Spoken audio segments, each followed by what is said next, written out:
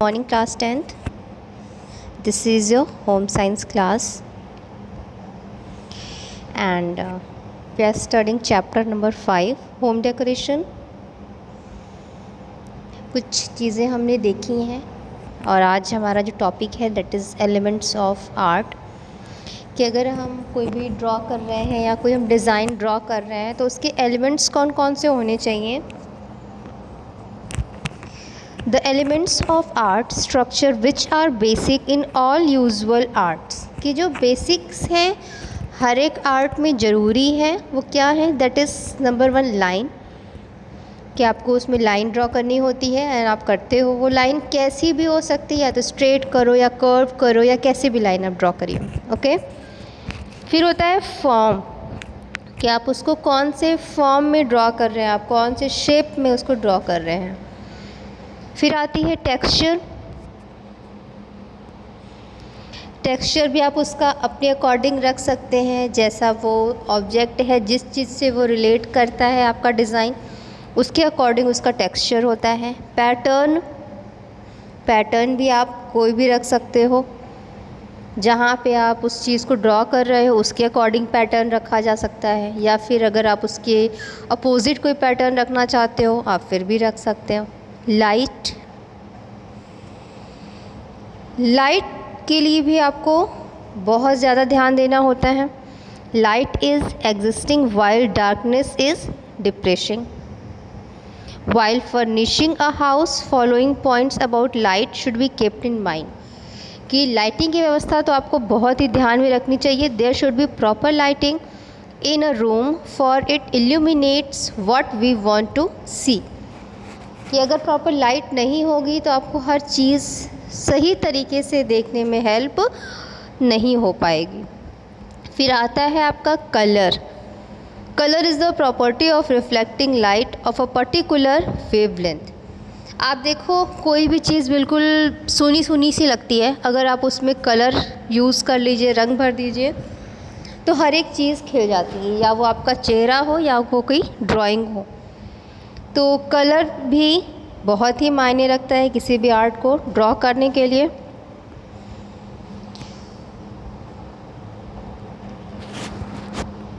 The distinct colour of spectrum are red, orange, yellow, green, blue, indigo and violet. जैसा कि आपने rainbow में भी देखा होगा. ठीक है, ये कलर्स हैं थ्रू प्रिज्म. अगर आप कोई प्रिज्म होता है, एक कांच के टाइप का एक ट्रायंगल शेप में होता है, उसमें से अगर आप लाइट को पास करो, ठीक है, सनलाइट में अगर रखो तो आप देखेंगे उसमें से 7 कलर्स निकलती हुई आपको दिखाई देती हैं. Light waves which vary in length and the rate of vibration produce different colours.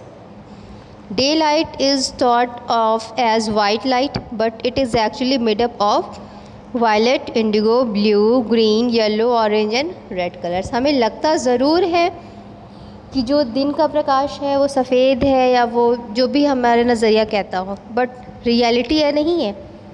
Reality में ये 7 कलर्स होते हैं जो सनलाइट से आते हैं.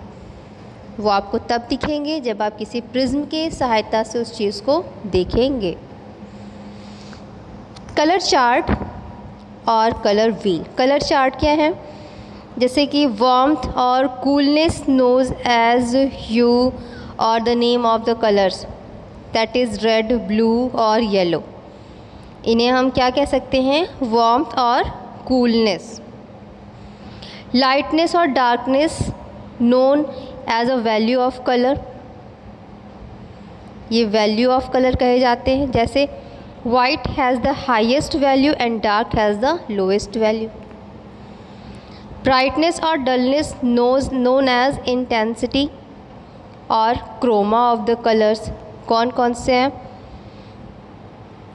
There are many primary colours. Primary colour कौन कौन से होते हैं? रेड है, येलो है एंड ब्लू है. When 2 primary colours are mixed in equal proportion binary और सेकेंडरी कलर रिजल्ट्स. कि इन कलर्स को आप किसी भी कलर के मिक्सचर से नहीं बना सकते, लेकिन इनको मिक्स करके आप डिफरेंट कलर्स ज़रूर बना सकते हो. तो जो कलर किसी भी मिक्सचर से नहीं बन सकते उनको हम लोग प्राइमरी कलर बोलते हैं, और टू कलर्स को मिक्स करके जो कलर हमें मिलता है दैट इज़ सेकेंडरी कलर। ठीक है, तो ये सारा आपका इंटरमीडिएरी कलर्स या कलर व्हील दिया हुआ है कि आपको कहाँ से कौन कौन से शेड्स हैं आप देख सकते हैं एक दूसरे से मिलते जुलते से। फिर एक चीज़ यहाँ पे आता है cool and warm colours. Colours that contain much blue are regarded as cool. आप अपनी मोबाइल स्क्रीन पे भी अगर आपने ध्यान दिया होगा तो उसमें भी आपको जो ब्राइटनेस सेलेक्ट करने का ऑप्शन होता है, आप देखिए कूल होता है और एक हॉट या वार्म, जिसके में जो भी लैंग्वेज हो वो लैंग्वेज में लिखी होती है। कूल आप करते हो तो आपकी जो स्क्रीन है वो थोड़ी सी ब्लूइश कलर पे आ जाती है, उसको अगर आप वार्म कर देते हैं तो वो थोड़े से येलोइश कलर में आ जाती हैं। ठीक है, तो कूल का मतलब हम अक्सर यही निकालते हैं regarded to blue colour and that contents much yellow और रेड आर वार्म कलर्स। अगर रेडिश है या ऑरेंजिश है, येलोइश है, तो ये सारे आपके होते हैं वार्म कलर्स। कलर कॉम्बिनेशन कैसे आप करते हैं? हारमोनी होता है पहले, that is the standard colour harmonies are harmony of related colours and harmony of contrasted colour. पहले तो हम जो भी कलर कॉम्बिनेशन रिलेटेड हैं एक दूसरे से उनकी हारमोनी, या कॉन्ट्रास्ट आजकल चल रहा है। Harmony of related colours is obtained either by taking one colour which is known as monochromatic harmony or by taking colours which are next of kin or neighbouring in the colour wheel, कि आसपास का कोई colour उनके साथ भी हम कर सकते हैं। Then there are harmonies of contrasting colours like complementary harmony, double complementary harmony, split complementary harmony, triads। अब complementary harmony किसको कहते हैं? जिसमें कि बिल्कुल अपोजिट कलर आप सेलेक्ट कर लो, जैसे ब्लैक और वाइट आप साथ में आप ले लो।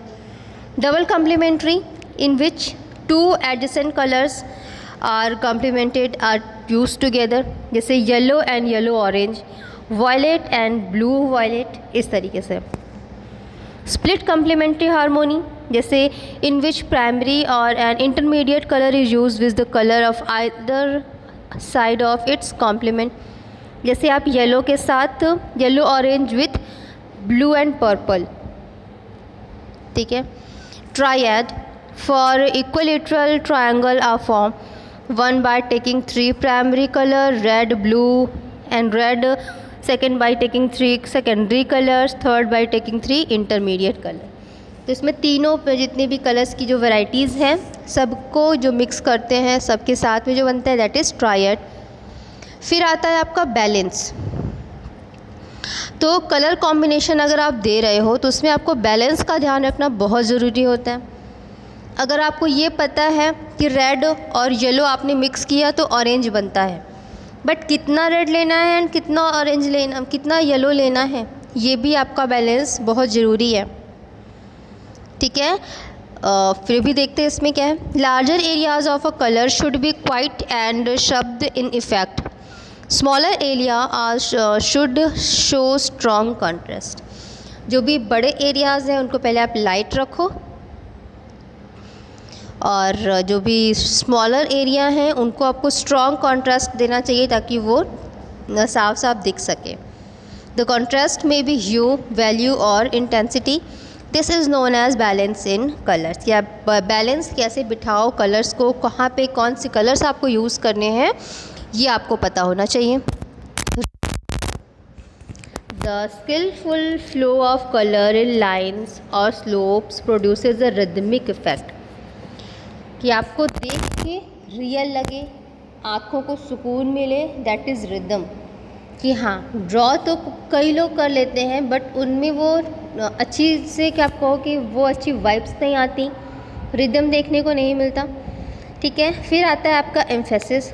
इन the use of colour there should be a point of emphasis और एन आउटस्टैंडिंग और predominant colour effect. The background must be less emphatic than objects portrayed on और प्लेस्ड अगेंस्ट इट।